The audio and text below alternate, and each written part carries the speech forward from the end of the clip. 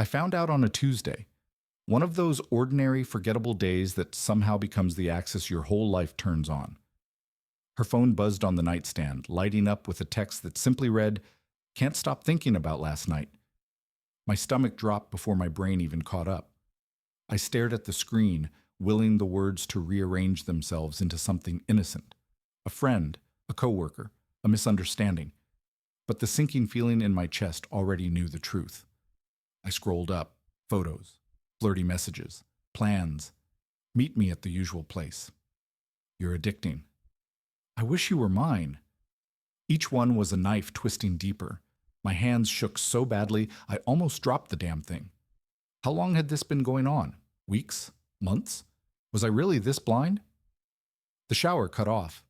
She was humming, like this was just another evening, like our marriage wasn't already rotting from the inside out. When she walked out, towel wrapped around her, she froze when she saw my face, saw the phone in my hand. Who the hell is this?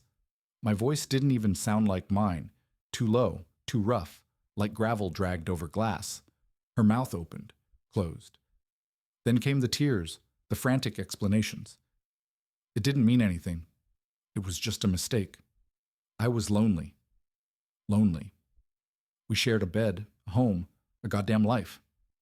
How could she be lonely? I threw the phone at her. It hit the wall instead, clattering to the floor. She flinched. Good. I wanted her to flinch. I wanted her to feel even a fraction of the pain clawing through my ribs. I slept on the couch that night, staring at the ceiling, replaying every late work meeting, every girls' night out, every time she'd been distant. Had she been with him then? Laughing at me? She cried, begged, swore it would never happen again. And like an idiot, I wanted to believe her. But even as she curled into me the next morning, whispering apologies into my skin, one thought wouldn't leave me. If she did it once, what's stopping her from doing it again? The weeks after the affair were a strange limbo, like living in a house where the air had turned to glass. One wrong move, and everything would shatter. She deleted her social media without me asking, changed her phone number, started coming home straight after work, always texting me if she'd be even 5 minutes late. At first it felt like victory. See, she's trying. But then I realized how pathetic it was that basic decency now felt like a gift. We went to counseling. The therapist, a calm woman with sharp eyes, asked questions that made my wife cry and my jaw clench. What did you feel was missing in the marriage? Why did you choose to step outside of it instead of communicating? I sat there, arms crossed, waiting for an answer that would make sense of the betrayal. It never came. Just more tears, more vague apologies about emotional neglect. Still, I tried. We had date nights again. Awkward at first, forcing conversation over expensive meals we didn't enjoy. But slowly the stiffness faded. One night she laughed at one of my stupid jokes, the sound so familiar it ached, and for a second I could pretend nothing had changed. Then the little things started creeping in. A receipt for a hotel bar tucked in her coat pocket. "Work dinner," she said. "Forgot to tell you." Her phone, always face down now. The way she angled her body away from me when texting, thumbs flying. I told myself I was paranoid, that after everything I owed her trust. But trust isn't a switch you flip back on. It's a broken bone. It heals wrong if you don't set it right. One evening, I came home early to find her rushing to shut her laptop. "Just paying bills," she said too quickly. That night, I waited until she was asleep and opened it. The screen lit up with an email draft, unsent. "I miss you so much it hurts. When can I see you?" My hands went numb. I read it 3 times, waiting for the words to rearrange themselves into something else. They didn't. I woke her up. No yelling this time, just the email glowing between us in the dark. She didn't cry, didn't beg, just looked at me with something like resignation. "It's not what you think," she said. "Then what is it?" Silence. I walked out, slept in the car. When I came back at dawn, she was gone. Early meeting, but her perfume hung in the air, thick and sweet. The same scent she'd worn on our first date. The email draft changed something in me. I stopped asking questions, stopped reacting. Instead, I watched. She thought I'd given up. that I'd either accepted her lies or was too broken to fight. That was my advantage now. Let her grow comfortable. Let her get careless. The signs were everywhere once I started looking. The way she'd started dressing up for simple errands, wearing the lacy black bra I'd bought her for our anniversary to return library books, the sudden withdrawals from our joint account, $60 here, $120 there, always labeled groceries or gas.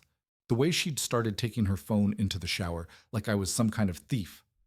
Most damning of all, she'd stopped touching me, not in anger, not in guilt, just indifference, as if my body had become furniture. I started keeping notes, dates, times, locations, a detective building a case against his own life. Then came the text from Mark, my old college buddy turned divorce lawyer. Dude, I swear I just saw Lisa at the Oak Lounge with some guy in a gray suit. They looked close. My hands didn't shake this time. I just stared at the message until the screen went dark. The Oak Lounge, that dimly lit hotel bar downtown where drinks cost $25 and nobody asked questions. I drove there in an eerie calm, rehearsing scenarios. Maybe it was a client. Maybe Mark was mistaken. Maybe... Then I saw them. Through the window, she was leaning across the table, her fingers intertwined with his. Not just holding hands, playing with his wedding ring. The same way she used to fiddle with mine when we were first dating. I took out my phone, zoomed in, click. The flash must have caught her eye because she turned, and for one frozen second we stared at each other through the glass. Her mouth formed my name. I turned and walked away. She called 17 times on the drive home. I let it go to voicemail. The last one left a message. Please, just let me explain. Her key still worked when she came home at 2:17 a.m. I was waiting at the kitchen table, her printed photos spread out like a poker hand. She smelled like bourbon and that stranger's cologne. It's not... Don't? I pushed the clearest photo toward her. Them. Kissing. Just... Don't? Her face did something complicated. Fear, then relief, then something almost like defiance. I realized then she'd been waiting for this. Maybe even wanted it. The game was over. Now came the consequences. The house was too quiet after she left that night. I sat at the kitchen table until sunrise, staring at the photos as if they might rearrange themselves into a different story. The coffee grew cold in my hands. Somewhere around 5 a.m. I realized I was still wearing my wedding ring. I took it off and left it on the counter like a discarded piece of evidence. She came back at noon the next day, her heels clicking too loudly on the hardwood. I was in the living room packing her things into cardboard boxes I'd picked up from the storage unit that morning. What are you doing? Her voice was sharp, but her hands trembled. I didn't look up. You should have packed a bag before you left last night. She stepped closer, her perfume, something floral and expensive, the kind she only wore on special occasions, clinging to her like a second skin. You don't get to just... I don't get to? I laughed hollow. You don't get to come back here and act like this is a negotiation. She opened her mouth, then closed it. For a second, I saw it. The flicker of panic. The realization that this time there would be no forgiveness, no second chance. It wasn't serious, she said finally. I stopped packing, looked her dead in the eye. Was the first one serious? Silence. I tossed a stack of her sweaters into a box. That's what I thought. She didn't help, just stood there, arms crossed, watching me dismantle the life we'd built together. When I got to the framed photos, our wedding, vacations, birthdays, she finally spoke again. You were never around. I froze. What? You were always working, or tired, or... So that's your excuse. My voice cracked. I wasn't present enough, so you fucked 2 different guys behind my back? She flinched. I didn't. Save it. I shoved the last box toward her. Just go. She hesitated, like she was waiting for me to cave, to beg, to fall apart. When I didn't, she grabbed her purse and walked out without looking back. The door clicked shut. I waited until I heard her car pull away before sinking to the floor, my breath coming in ragged gasps. The house felt too big suddenly, every room echoing with the ghost of her laughter, her voice, her promises. I pulled out my phone, dialed Mark. Hey, I said, my voice steadier than I felt. I need those divorce papers, after all. That night, I changed the locks, and for the first time in months, I slept through the night. The divorce papers arrived 3 days later in a crisp manila envelope. I signed them without hesitation, my pen digging into the paper hard enough to leave indents. Mark warned me it wouldn't be quick. California required a 6-month waiting period, but the moment my signature hit the page, something inside me unclenched. She didn't fight it. No dramatic pleas, no last-minute confessions. Just a terse email from her lawyer requesting her grandmother's china and half the savings account. I agreed to everything. I just wanted her gone. The house became a museum of our failed marriage.